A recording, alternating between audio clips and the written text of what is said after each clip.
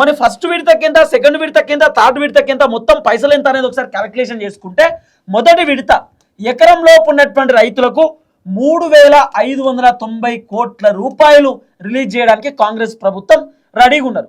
తర్వాత 5 ఎకరాల లోపు ఉన్నటువంటి రైతులకు, అంటే 2 ఎకరాలు, 3 ఎకరాలు, 4 ఎకరాలు, 5 ఎకరాల లోపు ఉన్నటువంటి రైతులకు 2,650 కోట్ల రూపాయలు రిలీజ్ చేయడానికి రెండో విడతకు రెడీగా ఉన్నారు. ఇదేమో మొదటి విడత, ఇది రెండో విడత. ఇక మూడో విడతకు సంబంధించిన వ్యవహారంలో అన్లిమిట్ 5 ఎకరాల కంటే పైన 100 ఎకరాలున్నా, 70 ఎకరాలున్నా, 60 ఎకరాలున్నా కూడా మిగిలినటువంటి వాళ్లకు 2,760 కోట్ల రూపాయలు రిలీజ్ చేయడానికి కాంగ్రెస్ ప్రభుత్వం రెడీగా ఉన్నారు. సుమారు 9,000 కోట్ల రూపాయలు అకౌంట్లో విడుదల చేయడానికి కాంగ్రెస్ ప్రభుత్వం సిద్ధమవుతున్నటువంటి పరిస్థితి.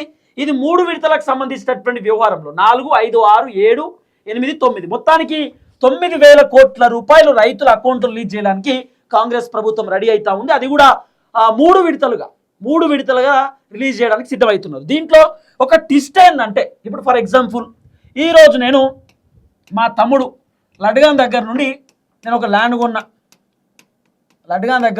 కొన్నా.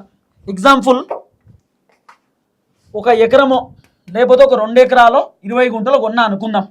కొంటే ఇప్పుడు మా తమ్ముని పేరు మీద ఇది ల్యాండ్ ఉన్నది, ఏది పట్టా పాస్ పుస్తకం ఉన్నది. ఇప్పుడు వీని మీదకి వెళ్ళి నా పేరు మీద రావాలంటే నేను మళ్ళా పట్టా పాస్ పుస్తకం రిజిస్ట్రేషన్కి సంబంధించిన వ్యవహారంలో అంతా దరఖాస్తు పెట్టుకోవాలి.